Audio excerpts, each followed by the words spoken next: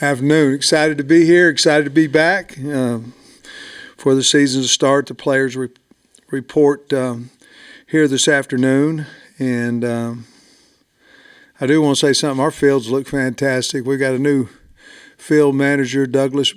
Is it Douglas Bradley? Is that correct? And man, he's done a great job with our fields. We sure are thankful for him. We got a good football team. The team's excited to be in, and I'm ready to answer any questions you may have for me. Well, the players report today, obviously, but you've seen them. What do they look like? How's the summer 8-week cycle gone, and any notable improvements? Yeah, it's went fantastic, and I think Ben Souders is going to talk to you a little bit later here at 2:30. But he'll tell you about all the growth that we have. This is the strongest team we've had by far, leanest team we've had by far.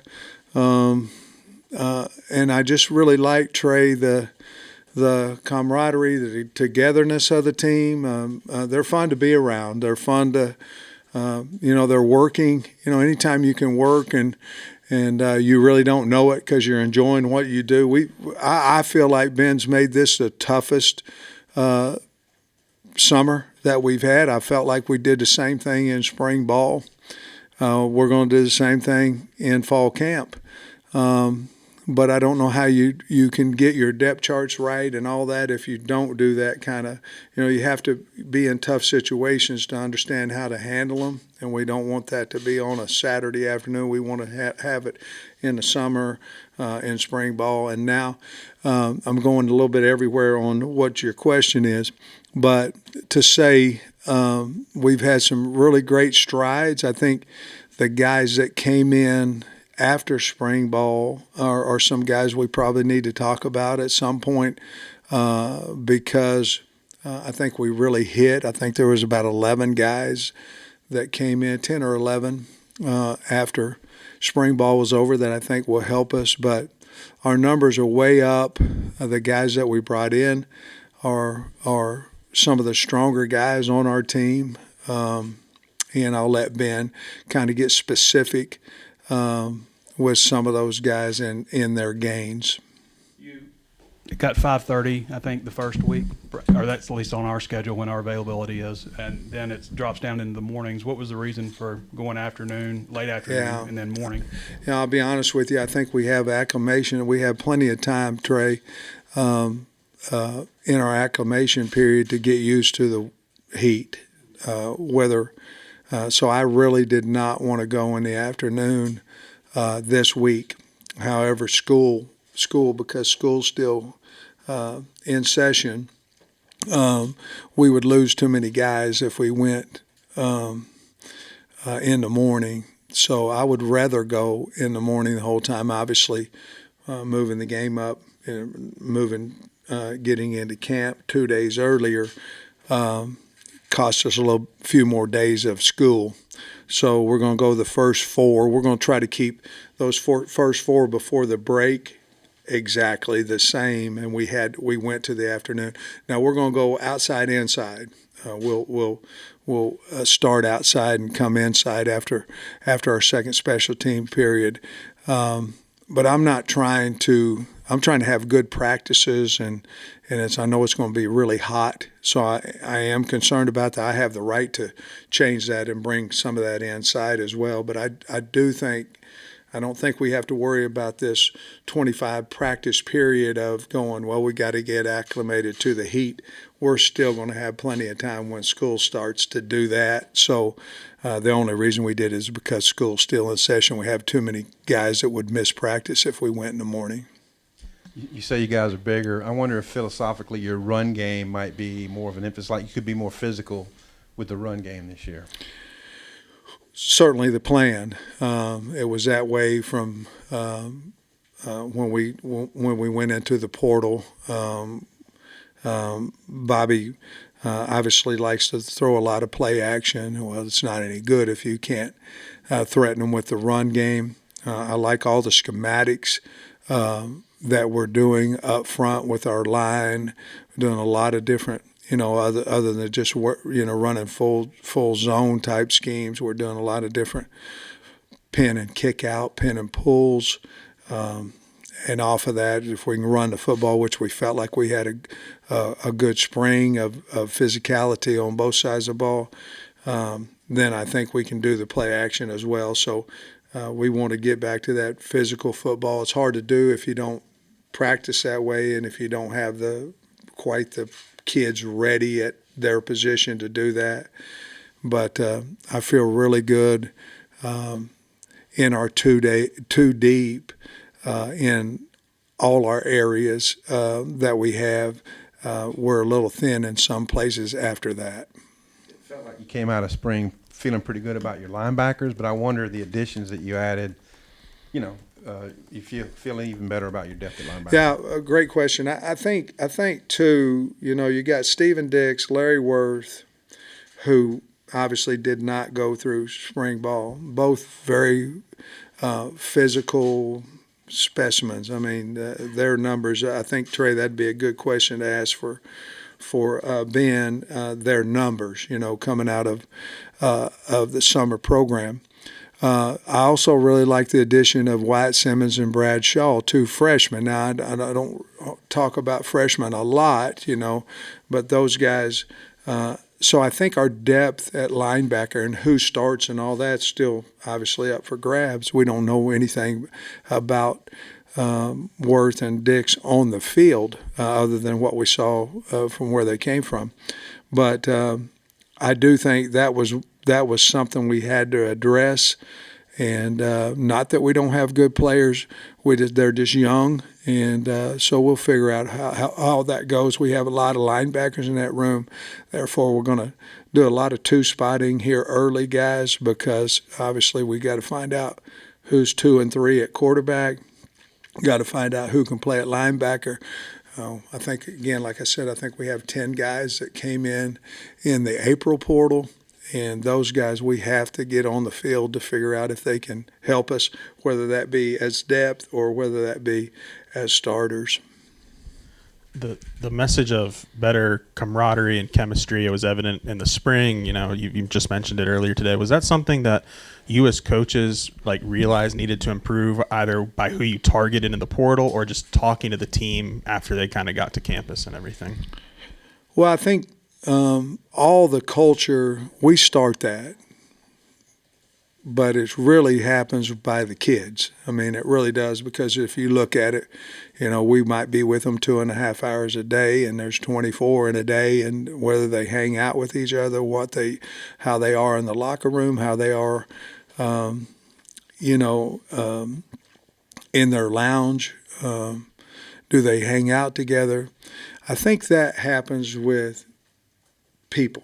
And, I can say a whole bunch of them. Cam Ball's one of them. Landon Jackson's one of them. Taylon Green came in and took the team. Once he earned the starting spot, he took the team. It wasn't anything about me. It was about us. Carmona, Blackstock, Nichols, those guys are guys that are about team-oriented. And if you look at our O-line and our D-line's camaraderie, a lot of times, you're battling, you get tired of each other. They're close, they hang out together. So I think it has a lot to do with who we get on the team, possibly who's not on the team. A lot of things go in with culture. You guys are in the workforce and you're with people and you're going, I guarantee your mind can think of that guy or that lady. You're going, man, if she wasn't here, how much different, or he wasn't here, how much different would it be?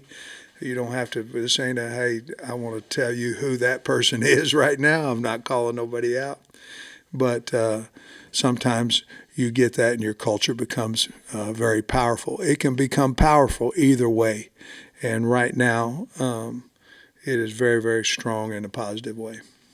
Along the offensive line in the spring, we saw, pretty much the same 5 guys running with the ones. Is there going to be an emphasis this fall maybe to mix and match, or is it still very important to get those 5 guys working together as much as possible? I think another good question. I think we have the guys in the right spot. I think we have to create a battle with Tykees Crawford. I think we are going to move him into right guard. And he's played a lot of ball there, but we're going to move him in to see if he could potentially start for us there. Now, there's nothing against Braun. We like Braun and all that, but we have to give kids opportunities to start. So if you think about it, you're going, what are you going to do with Joe Moore? You know, so Joe Moore's played a lot of ball. So what are you going? Very, very strong kid, very, very smart. What are you going to do with him? So our choice was we could either put him at right guard and keep Tyke East out there where he is, or we can move Tyke East and move Joe in it. Now, we may move that combination at some point, but that's today. That's how we think we could have our best depth right there. So I think we have the guys. There's not a lot of movement that we're thinking, well, we'll move him to left tackle at some point. You always want to have at least three guards, at least 3 tackles, at least 3 centers, but that doesn't have to total 9 if that's what we're talking about. So I think as important of what we need to find, who are our centers that we believe that we can go win SEC games with, and you can't just have one there. So my biggest question was who's 2, who's 3. Obviously Wiggins is 2, but then who becomes that third center, and is he on the travel list as it is right now? Coach, is Devin Bell, did he go on scholarship? He and then did, also, yeah. Can you talk about the place kicking competition? I know you Yeah. picked up a new guy this summer. Yeah. Devin Bell went on scholarship the same day that we had a scholarship available. I really have a lot of confidence in Devin Bell. We said all last year we had 2 punters that could punt for most anybody, and I really like Devin Bell. He was so grateful when he got the scholarship. As you guys know, I'm not really a flashy guy with that kind of stuff, but he was very, very happy there. You know, you have 3 kickers there, and you got Ramsey and Shipley and Vito, and obviously we went and got Ramsey in the April portal, and that to me, that's one of our big we have to find outs, you know, and so we've got to put them in some pressure situations. And to be honest with you, we got to put them in the stadium. It's just different. And so that's going to be a battle between those 3 guys, and we need to find out fairly quick. You know, I think we need to find out before school starts who we think next 2 weeks, 2.5 weeks, who's going to be that guy. Vito probably going to kick off. Well, he could. He certainly could. That could be a battle as well. You don't mind having like a kickoff guy and then a field goal and extra point, have 2 different kickers to carry? I think if you ask Scott, he would rather it be that way, to be perfectly honest with you. Cam Little came to me last year, Otis, and he said, I want to kick off. And I said, well, hell, if you earn it, then you can. I want to do a lot of things. I want to lose some weight too, but hell. So he went out there and he earned it and did a great job. So I don't have anything against that. Obviously, whoever our best guy is, that's what we'll do. But no, I wouldn't have a problem of traveling those. I feel like what you'd like to do is that guy to be your backup. If he wins the job, at least be your backup field goal kicker. Sam, SEC Media picked you guys 14th. Are you guys using that as a motivational thing coming in? I don't know. We haven't had our team meeting yet. We might. They picked a lot of people 14th. We might. Sam, as a follow-up to Otis's question, you mentioned Bale going on scholarship. Is there anybody else, any other walk-ons you've put on scholarships, and how many spots maybe do you have left to I have fill? one right now. I have one scholarship, and I don't know if I put another guy on. You know, put Josh Street on would came to my mind, but that was a year and a half ago. I can't remember. Pat, you remember anybody that I have? Devin was just. It was kind of a trade, you know. We usually give 3 scholarships for special teams, so it'd be your hold or your snapper, your punter, and your kicker. So we were trying to stay status quo with that. So once we had a punter go into the portal, we were ready to go with Devin. And you mentioned 10 or 11 new guys coming in since the spring. How do you go about meshing those guys in? Do you think they've done enough over the summer to be able to fit, hit the ground running in fall camp, or is there an adjustment period? How does that go? Yeah, you guys are on it, man. Really good question. Again, we're going to have we're going to two-spot a bunch of drills, a bunch. We've got 120 kids coming into camp. We've got to find out about these guys, and how there is such thing as having a good mental rep and all that, but a mental rep, we don't know what rep they got. When it's a physical, we can see it. So we're going to have to do a lot of two-spotting early. We want to. I don't think it's going to put any more burden on the kids simply because their reps are not going to change. But we're going to get a lot of looks at these guys, and that's probably the biggest concern about, coming out at 105 in the future, is that that's going to eliminate some of that two-spotting. It's going to eliminate some of the development of the younger guys, the development of the guys that you don't know quite as much about. That's probably the biggest concern about going to 105, that and injuries as the season goes. But right now we're at 120, and we're going to two-spot a lot so we can find out who we have. We're also going to tackle a lot this fall so we can give kids opportunities to show us what they are, and so we can give them opportunity to beat somebody out. Coach, how about 5 years now for you? What's an adjustment or two maybe in your preparation for the season that you feel like maybe you didn't know 5 years ago, but you feel like it's part of what you do now? Oh man, we got a long time to answer that question. I think we learn all the time. I go back to some of the decisions. I think I'm just going to let my mind and my eyes see what I see, and go from there. And the one thing about it is, if you're always worried about what if something happens wrong with what you decide, then you'll never take a chance, And so my first 2.5 years, I think I just decided what I wanted. So that's one of them. Be positive in the preparation, understand where we're going to go if we decide to do something, if we decide to go for it, understand where we're going. Are we confident? If I hear a doubt of confidence on the head, so just say, okay, let's punt the ball or let's kick the field goal, whatever it may be. Organization-wise, I think I'm better with this overall staff, not just the football staff, but the overall staff and importance of all what they do. I think I have a better grasp of NIL than I had before, and handling that better. There's a lot of stressors in our job. You've got them too, and trying to eliminate as much stress makes you make better decisions. And I feel really good. I feel good about where we're at. I feel good about the staff, and so I've learned a lot of things. I'm still going to make mistakes. In other words, you're going to make a decision that's going to turn out and not be the correct one. Have more patience than I used to have. I'm not as dictatorship as I used to be. I think I've learned it a little bit that way. Hope so.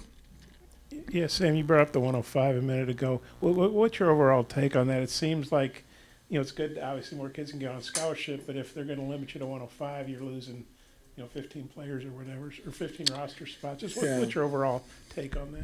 Well, I really don't like it, to be perfectly honest with you. Now, let me tell you this, Bob, that you're going to be able to chop up your scholarships, which now it's 85 fulls. You're going to be able to, reward some other guys. The problem is, are we going to go 85 and 20?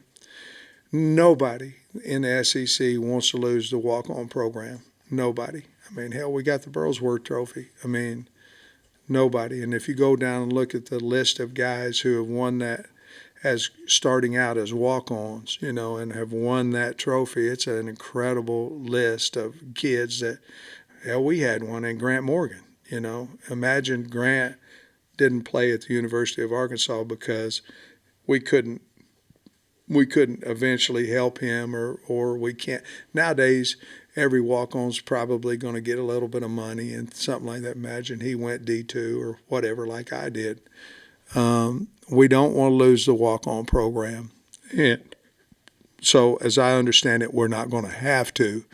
But if the Big 10 or the Big 12 is going to 105 full scholarships, at what time is the SEC going to do the same thing? So I just don't think it's enough. Our number was 110. I felt like that was fair.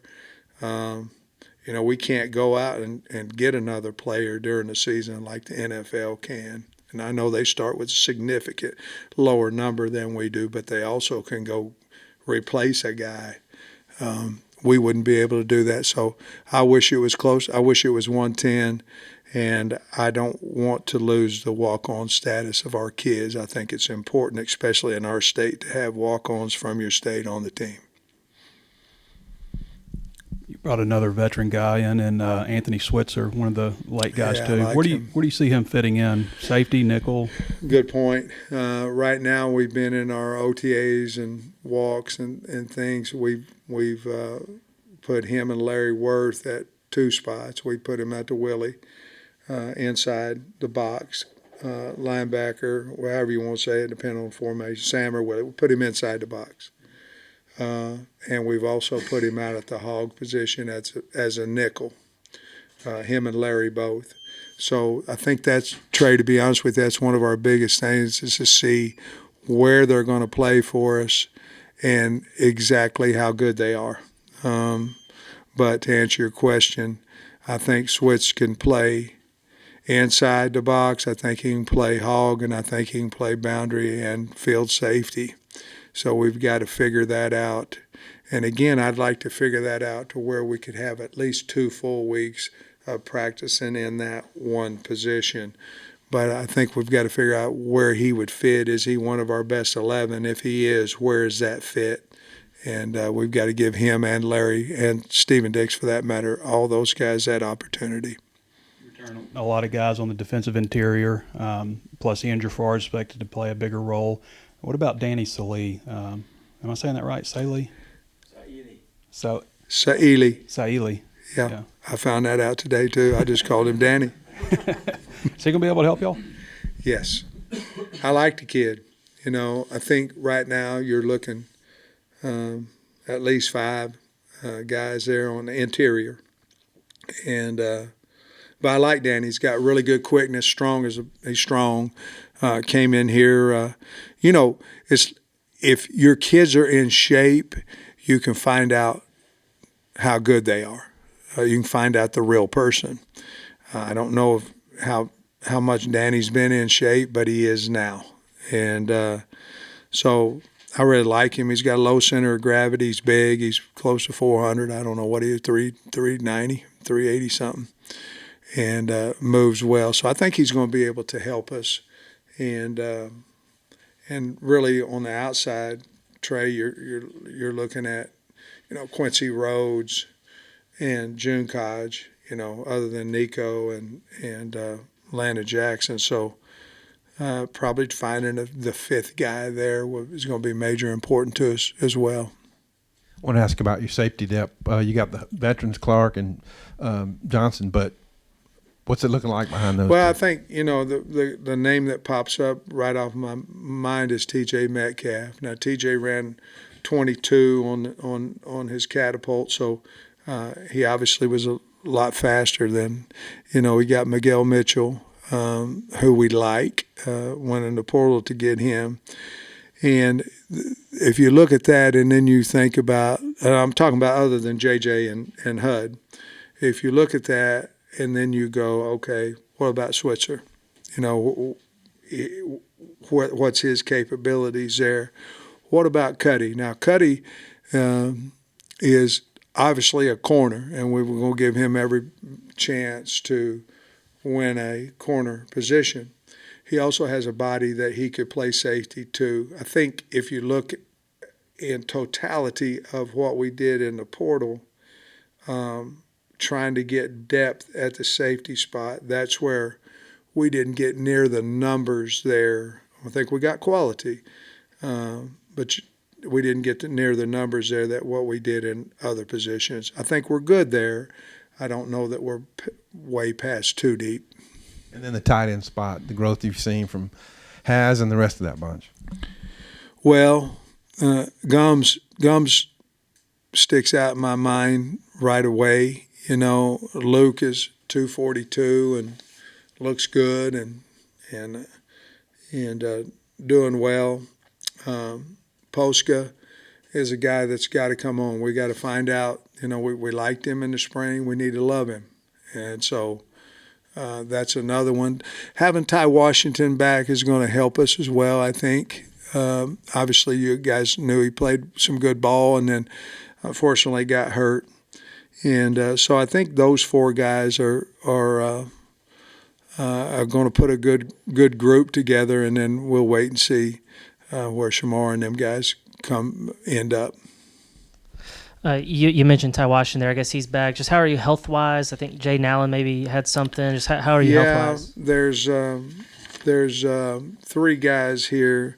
Justin Logan has the shoulder. Jaden Allen's got a knee, cartilage repair, and who was the other fella? Who? Zuri. Yeah, Zuri Madison had his ACL. So those guys probably will not play this year. Other than that, Juju Pope got a hamstring that'll probably limit him for the first week and a half, and I think that's about it. And I noticed you have a fullback on your roster now, Kyle Thompson, Yeah. moved him over there. You've got a 250-pound running back and Braylon Russell. And then also you got Andreas at tight end, 260. I mean, what do those guys maybe bring to the offense? Does it give you more flexibility to do stuff with some bigger bodies like that? I think so. I mean, I think if you look at our offense, we're trying to we're trying to get back to that physicality and that size, and I